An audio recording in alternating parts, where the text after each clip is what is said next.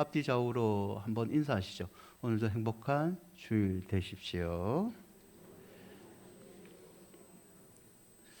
오늘 설교는 한 노래 가사로 시작하려고 하는데요. 제가 한번 여러분 앞에서 노래를 부를 건 아니고 처진 달팽이라는 프로젝트 그룹이 있습니다. 가수 이적이라는 사람과 여러분도 알만한 분이죠. 유재석이라는 연예인이 프로젝트 그룹을 만들고 듀엣으로 발표한 곡인데요. 말하는 대로라는 노래가 있습니다. 이 노래는 유재석이라는 사람의 20대 초반에 겪었던 실제 일을 가사로 적은데 많은 젊은들의 공감을 일으키는 노래인데요. 가사를 한번 보여주시면 20살 적에 하루를 견디고 불안한 자리에 누웠을 때 늘 드는 생각이 내일은 뭐하지? 뭐하지? 눈을 감고 있어도 잠은 오지 않고 가슴은 답답하고 나는 왜 이렇게 안 될까? 나는 왜 이렇게 안 될까라는 생각만 되뇌겼다는 거죠. 될 수 있다고 믿지는 않았고 믿을 수 없었고 그렇게 믿지 못하는 대로 그런 인생은 나는 살고 있었다는 겁니다. 그러던 어느 날 마음속에 하나의 깨달음이 있는데 꿈꾸기 시작했답니다. 한 번도 미친 듯이 그렇게 살아본 적이 없는 자신을 보면서 이제는 한번 미친 듯이 살아봐야겠다라고 꿈을 그리기 시작합니다. 그리고 말하는 대로 이루어지는 것을 현실 가운데 보는 순간 말하고 생각하는 대로 이루어지는 것이 인생이라는 것을 깨닫습니다. 그리고 마음끝에 이런 인생의 다짐이 생기죠. 마음먹은 대로 생각되는 대로 도전하는 것, 그게 인생이다. 우리 인생은 우리가 그리는 대로 이루어진다. 이런 가사의 내용을 가지고 있습니다. 여러분, 이 노래 가사에서 언급되듯이 우리 인생은요, 그림과 같이 하나의 밑그림을 가지고 우리가 꿈꾸는 대로 그려지는 것 같습니다. 인생은 밑그림이 그래서 중요한 것 같아요. 캔버스에 밑그림을 스케치하듯 자신의 인격, 실력, 지식, 그리고 삶에 대한 태도에 따라서 인생의 질과 방향이 결정되죠. 성도는 거기에다가 믿음으로 어떻게 그리느냐에 따라서 인생의 미래가 결정되는 것 같습니다. 데카르트가 이런 말을 하는데요. 믿어라. 당신의 인생은 당신이 생각하고 그린 대로 이루어진다는 거죠. 오늘 본문의 여호수아는요, 하나님의 약속하신 요단강 동편의 땅을 이미 정복합니다. 그리고 요단강을 건넙니다. 약속의 땅 가나안 땅으로 들어와서 여러분이 잘 아시는 여리고라는 난공불락의 성도 함락시킵니다. 이제 그는 남은 요단강 서편의 땅을 정복만 하면 됩니다. 여호수아 18장 1절에 이스라엘 자손이 온 회중이 실로에 모여서 거기서 회막을 세웠으며 그 땅은 그들 앞에서 돌아와 정복되었더라. 가나안 땅에 들어온 여호수아는 하나님을 섬길 회막을 먼저 세웁니다. 이때 유다 그리고 요셉 지파, 요단 동편의 기업을 얻은 르우벤과 갓 지파는 이미 하나님의 약속하신 땅, 그 땅을 분배, 점령을 합니다. 하지만 18장 2절을 보시면 기업의 분배를 받지 못한 자, 나머지 7지파는 하나님의 약속의 땅을 분배받지, 점령하지 못합니다. 여러분, 여기서 우리는 한 가지를 생각해 볼 필요가 있는데요. 이스라엘은 총 12지파입니다. 12지파 가운데 7지파는 아직 분배를 받지 못하고 나머지 지파는 분배를 받았다라고 되어 있죠. 이들이요, 따로따로 이동하지는 않았습니다. 같이 광야를 걸었고 같이 여리고성을 점령했고 같이 가나안 땅에 들어왔습니다. 하지만 어떤 지파는 그 약속의 땅을 이미 점령했고 왜 7지파는 이 약속의 땅을 차지하지 못했을까요? 여러분, 7지파는요, 자신들의 땅을 차지할 생각에 머뭇거리고 있었습니다. 여리고성을 칠 때까지는 같이 전쟁을 하지만 이제 자기에게 분배된 땅을 차지하기 위해서는요, 스스로 중심이 되어 전쟁을 치러야 됩니다. 여호수아, 갈렙 같은 믿음이 그들에게 없었는지 그들은 전쟁에 지면 어떡하나 하는 불안감과 두려움에 휩싸여서 전쟁할 결정을 내리지 못합니다. 아마 그들은 전쟁에 지쳤는지도 모르죠. 이만큼 했으면 됐다. 나에게 주실 땅인데, 우리 족속에게 주실 땅인데 우리가 만족하면 되지. 그냥 전쟁 멈추고 현실에 편안하게 살자. 차일피일 미루면서 안일주의에 빠졌던 거죠. 18장 3절에 여호수아가 이들을 불러냅니다. 너희 조상의 하나님 여호와께서 너에게 주신 땅을 점령하러 가기를 어느 데까지 지체하겠느냐? 왜 머뭇거리고 있느냐? 만약에 땅 차지 않으면 그 땅 빼앗아 버리겠다라고 센 경고를 날립니다. 그리고 4절에 이렇게 얘기하죠. 사람들을 보내라. 그 땅에 가서 그림을 가지고 내게 돌아오라. 7지파에게 원하는 땅의 그림을 가지고 돌아오라고 합니다. 그리고 6절에 그 가지고 온 그림을 토대로 내가 하나님께 기도하고 너희를 위해서 여 앞에 제비를 뽑아서 땅을 분배해 주겠다라고 얘기를 합니다. 여러분, 인생은요 전쟁터와 같다라는 얘기를 우리는 많이 듣습니다. 하지만 사람 중에는 이 전쟁터와 같이 치열하게 사는 인생 중에서 힘든 일이 만나면 그냥 어떻게 되겠지, 그냥 하나님 해결해 주시겠지라고 안일하게 생각하는 경우가 있습니다. 그냥 이번 비도 지나가겠지라고 아무 대비를 하지 않으면 곳곳에서 물이 셀 수가 있잖아요.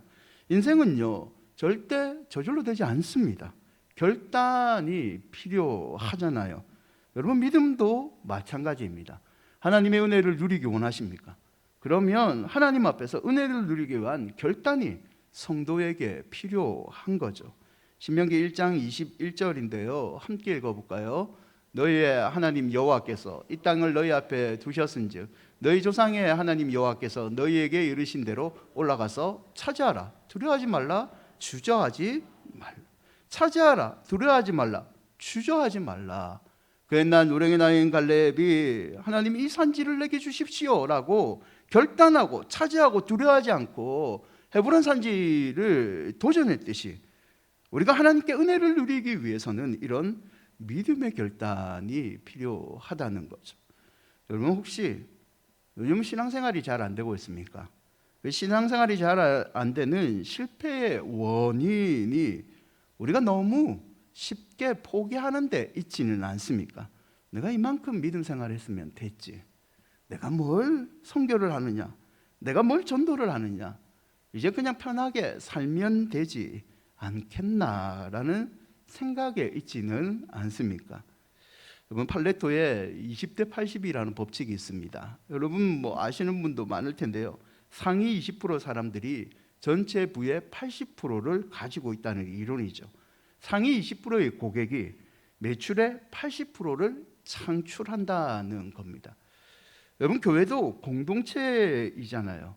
믿음의 열심을 가진 상위 20%의 사람이 80%의 하나님의 축복을 가져간다는, 이게 좀 불편하지만 영적인 논리가 있습니다. 여러분은 80%에 속한 사람이 되고 싶습니까? 하나님의 축복을 많이 받은 20%의 사람이 되고 싶나요? 차별의 문제가 아니라 결국 결단의 문제입니다. 여러분, 믿음도 결단하는 사람이 은혜를 더 많이 차지합니다. 현실에 안주하지 마시고 새롭게 도전하는 것을 꺼려하지 마시고 믿음으로 결단하시기를 바랍니다. 그 책임은 하나님이 져주십니다. 믿음으로 그림을 그리려면 첫 번째는요, 우리는 이미 주셨다는 것에 확신을 가져야 됩니다. 여호수아 18장 1절에 이스라엘 자손이 오늘중 실로에 모여서 거기에 회막을 세웠을 때 그 땅은 그들 앞에서 도와 정복되었더라라는 표현이 있습니다. 여러분, 정복되었더라, 이 단어만 보면 이스라엘이 이미 가나안 땅을 완전히 다 차지했다라는 의미로 들려올 수 있습니다. 하지만 이스라엘은 가나안 땅을 아직 정복하지 못했습니다. 7지파가 완전히 정복을 못했잖아요. 그럼 정복되었다는 단어는 무슨 의미일까요? 여러분, 가나안의 정치적, 군사적 주도권이 이미 이스라엘에게 넘어갔다, 기세 싸움에서 이스라엘이 이겼다, 이런 말입니다.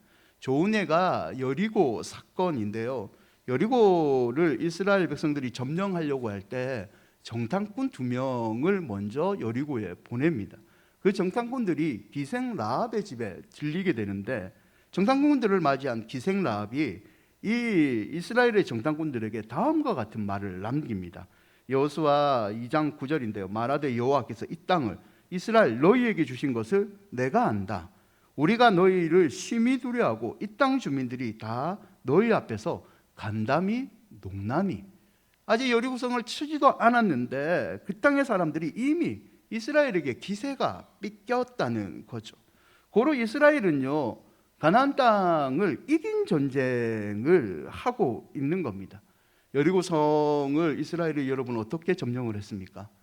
그들이 군사적으로 싸우지는 않았습니다.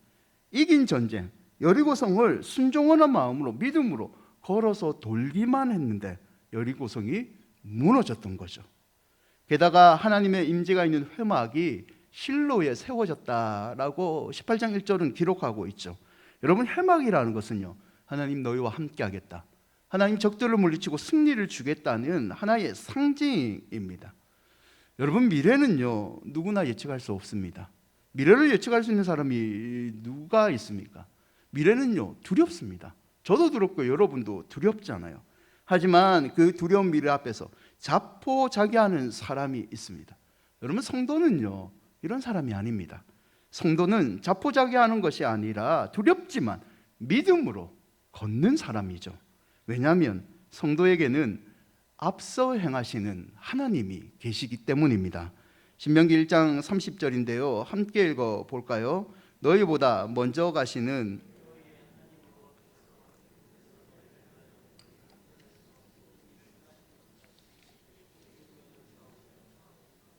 하나님은 우리보다 항상 먼저 앞서 가십니다. 아멘. 우리의 길을 준비하시죠. 우리보다 먼저 앞서 싸우시는 하나님이죠. 그리고 그 하나님은요 다 이겨놓으신 하나님이십니다. 이 진리를 다시 한번 마음속에 새기는 여러분이 되시기를 축원드립니다.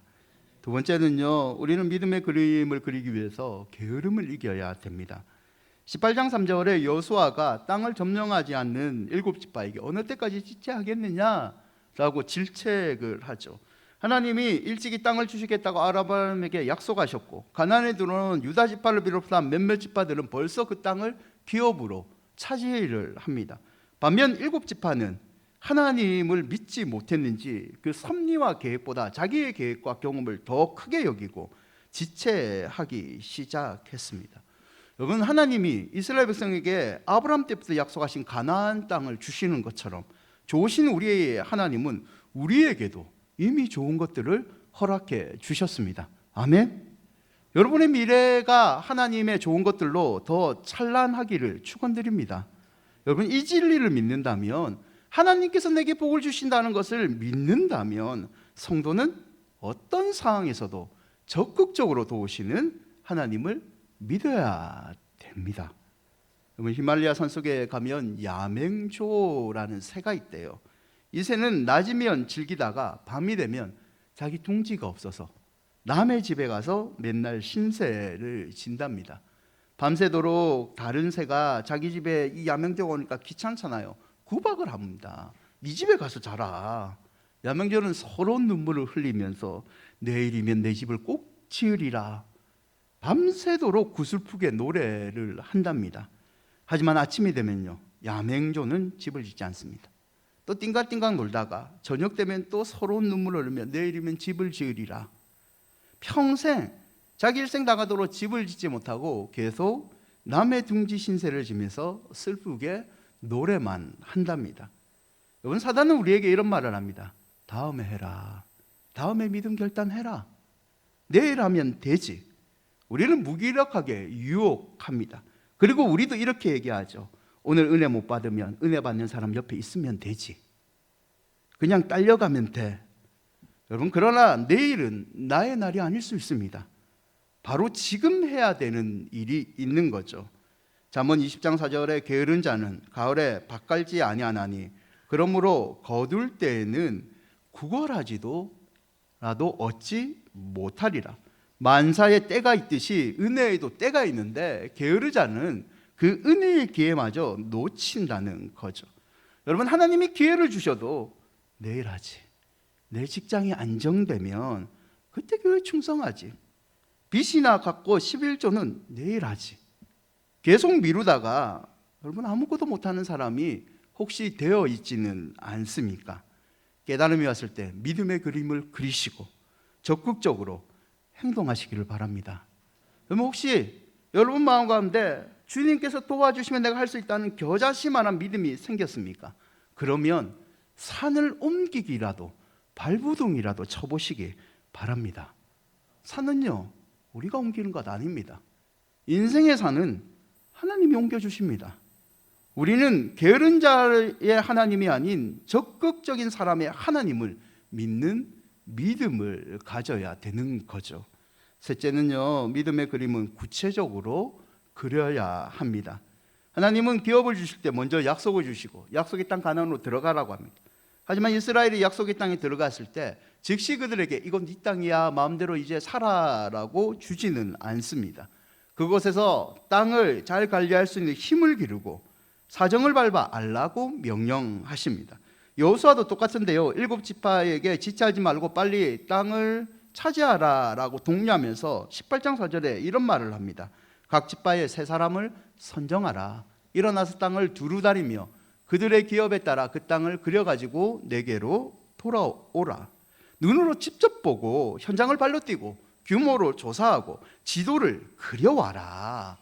이렇게 권면하고 있죠.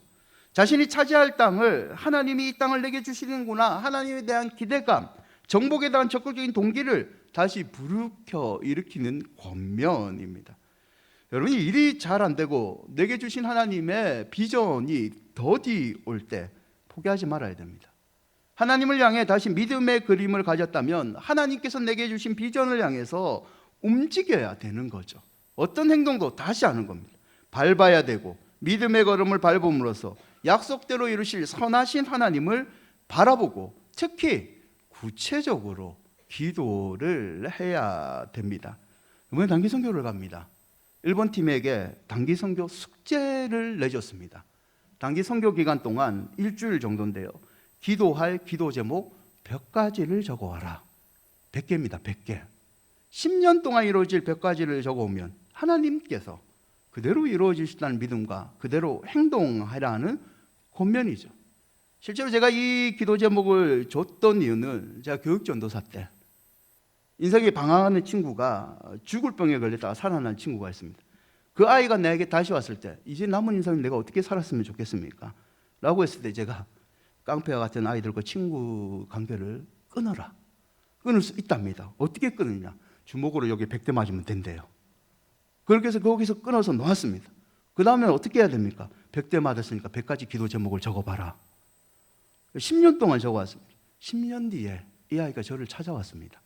결혼할 친구와 함께. 그때 제가 목사가 됐는데 목사님이 권면하신 그 100가지 제목 10년 안에 하나님께서 저를 다 이루어 주셨습니다. 그 기도 제목이 뭐가 있었냐면 이 아이가 병이 남자의 생식기와 관련돼 있었습니다. 저는 결혼을 못할 것 같은데 결혼하고 싶습니다. 아이를 낳을 수 없는데 아이를 낳고 싶습니다. 그리고 이 약간 안 좋은 생활을 청산하고 동생과 함께 부모님께 효도하고 싶고 사업을 하고 싶은데 그걸 하고 싶습니다. 그런 구체적인 기도 제목을 행동으로 옮기고 자동차 정비하는 학과를 다시 들어가고 동생과 함께 카센터를 운영하게 됐죠. 그리고 결혼을 앞두게 되고 지금은 딸아이를 예쁘게 놓고 살고 있습니다. 여러분, 하나님을 바라보고 구체적으로 행동하시면 하나님이 이루어 주실 줄 믿습니다. 창세기 13장 17절인데요. 함께 읽어볼까요? 너는 일어나 그 땅을 종과 행으로 두루 다녀보라. 내가 그것을 내게 주리라. 여러분, 보는 것으로 절대 만족하지 마십시오. 그냥 교회 나와서 예배드리고 내 마음 편하다, 거기로 만족해서는 안 됩니다. 하나님이 주신 큰 복을 차지하기 위해서는요, 그 땅을 밟아서 종과 행으로 행하고 확인하고 체험해야 되는 거죠. 하나님은 구체적으로 확인하는 사람에게 더 큰 복을 내려 주십니다. 여러분, 생각해 보면요, 성도는요 앞으로 가는 사람입니다. 성도는 천국을 향해서 달려가는 사람 아닙니까? 하나님은 사람을 앞으로 가도록 창조하셨습니다. 그런데 우리가 어찌 앞으로 가지 않고 맨날 게으르게 현실에 만족하고 안일하는 삶을 살고 있다면 하나님께서 앞에 예비해 두신 그 축복을 어떻게 만날 수 있겠습니까? 마지막 네 번째는요, 믿음의 그림을 그리기 위해서 우리는 하나님께 맡겨야 됩니다. 여호수아 18장 8절에 사람들이 돌아왔을 때 여호수아는 사람들 앞에서 여호와 앞에서 내가 제비를 뽑겠다라고 얘기를 합니다. 당시 제비 뽑는 것은 사람의 뜻대로 하지 않고 우리의 이익과 우리의 경험대로 하지 않고 하나님의 뜻대로 하기를 원합니다 라는 거룩한 헌신과 위탁의 상징이죠. 여러분, 농부가 씨를 뿌리고 잘 개간해도 하나님께서 도와주시지 않는다면, 하나님께서 비를 적절한 때에 주고 태양을 비춰주지 않는다면 농사는 망하죠. 제비를 뽑는다는 것은요, 우리 모든 것을 하나님께 맡기겠습니다, 순종의 표현입니다. 18장 9절과 10절에 도료다리에서 그림을 그리고 옵니다. 여호수아가 그들을 위하여 실로의 여 앞에서 제비를 뽑고 그가 거기서 이스라엘 자손의 분배대로 그 땅을 분배합니다. 적극적으로 행동하고 이제 성실한 사람이 돼서 자기의 믿음을 그리고 온 사람들을 하나님께 모든 것을 맡기는 제비 뽑는 행동으로 여호수아는 땅 분배를 마칩니다. 이후에 7지파도요, 하나님의 함께 하심을 경험하고 전쟁에 승리하고 가나안 땅에서 좋은 땅을 차지하게 되죠. 여러분, 한 사람도 빠짐없이 마음속에 하나님이 주신 그림을 확인하시고 다시 그리시기를 바랍니다. 은혜 받을 그림, 성공할 그림을 기도 가운데 그려보십시오. 하나님께서 되게 하실 줄 믿습니다. 시편 30편 5절과 6절인데요, 함께 읽어볼까요? 내 길을 여호와께 맡기라. 그를 의지하면 그가 이루시고 내 의를 빛같이 나타내신 내 공의를 정오의 빛같이 하시. 믿음의 그림을 그리는 것은요, 어렵지 않습니다. 믿음의 그림은 하나님께 맡기시면 됩니다. 하나님 그분께서 우리 인생의 독초 같은 것도 제거해 주시고요, 우리 인생의 모든 복을 하나님 그분께서 때를 따라 돕는 은혜로 내려주실 줄 믿습니다. 말씀을 맺고자 합니다. 사진 하나 보여주시면 제레미 린이라는 농구 선수입니다. 대만계 미국인인데요, NBA에서 성공한 사람입니다. 이 사람의 키가요 191입니다. 엄청 크죠? 저는 부럽습니다. 191이 우리에게는 크지만 NBA 농구계에서는 크지 않습니다. 농구 선수는 성공할 수 없는 키, 게다가 이분은 아시아 사람입니다. 백인 우월주의 그런 것들이 있기 때문에 NBA에서는 절대 성공할 수 없다라는 편견이 있습니다. 리는요, 학창시절 동양인 탓에 어려움을 겪습니다. 하버드 대학 시절에 어떤 관중이 린에게 이렇게 얘기합니다. 달콤새콤한 돼지 새끼. 이런 야유들을 받으면서 그는 시합을 뛰어야 했던 사람입니다. 하버드 대학을 졸업했던 2010년에 예상대로 NBA 드래프트에서 지명을 받지 못합니다. 하지만 리는 포기하지 않죠. 라스베가스에 열린 NBA 썸머 리그에 달라스의 초청 선수로 참가를 합니다. 혼신의 힘을 다하죠. 그리고 자신이 어려부터 좋아했던 골든 스테이트 팀의 선택을 받습니다. 하지만 사람들은 동양계 선수를 곱게 보지 않습니다. 그리고 우리나라 선수들도 유럽이나 진출하면 늘 듣는 말이 있죠. 실력보다는 유니폼을 판매하기 위해서 데리고 왔다. 중국 관중들을 끌어모으기 위해서 그냥 홍보용으로 데리고 온 선수이다. 리는 이 비아냥거림을 계속 듣습니다. 실력도 늘지 않아 골든스테이트에서 결국 방출이 되죠. 우여곡절 끝에 뉴욕 닉스라는 팀으로 이적을 하지만 여전히 벤치에 머무는 선수였습니다. 그러다 우연히 기회를 얻습니다. 팀의 주전 선수, 같은 포지션에 있던 주전 선수 2명이 부상으로 빠집니다. 린이 이 기회를 놓지 않고 최선을 다합니다. 팀을 7연승으로 이끕니다. 그리고 이후에 팀의 주축 선수가 되죠. 이 린이라는 선수가 다음과 같은 인터뷰를 남긴 적이 있는데요. 제가 처음 NBA에 발을 내디뎠을 때는 경기를 잘 못했어요. 주님을 위해 농구를 한다는 것을 인식하기 전에는 농구를 못했지요. 그러나 제 삶의 목적이 하나님을 영화롭게 하는 것이라는 것을 깨닫는 날부터 제 짐을 벗어버리게 되었고 그때부터 모든 것이 쉬워졌습니다. 이제는 하나님이 제 최우선 순위입니다. 하나님은 저에게 이런 기회를 허락하셨습니다. 저는 정말 기도를 많이 하고 있으며 하나님을 믿고 의지해요. 하나님께서 제게 이런 기회를 허락하셨죠. 나의 삶을 돌아다 보면 언제나 하나님의 손길이 있었음을 깨닫습니다. 여러분, 일이라는 이 농구 선수는요, 힘듦이 있었습니다. 포기하고 싶을 때도 많았습니다. 그냥 NBA에 내가 이 메인팀의 선수다, 다른 사람이 부러워한다, 동양인 아무도 이렇게 하지 못했다, 거기에 만족할 수 있었습니다. 하지만 그는 그 힘든 순간에도 하나님을 믿었습니다. 하나님을 믿고 적극적으로 행동했죠. 인생의 모든 것이 하나님의 지문이라는 것을 깨닫고 그 하나님께 인생을 맡겼습니다. 여러분, 여러분의 삶은 어떻습니까? 나이와 상관없이 우리는 여전히 믿음으로 인생의 그림을 구체적으로 그리고 있습니까? 하나님이 여러분에게 이미 주신 축복을 게으름으로 놓치지 마시고 믿음으로 쟁취하시기를 바랍니다. 아무쪼록 믿음의 큰 그림이 여러분 삶 가운데 큰 복으로 다가오시기를 주의 이름으로 축원드립니다.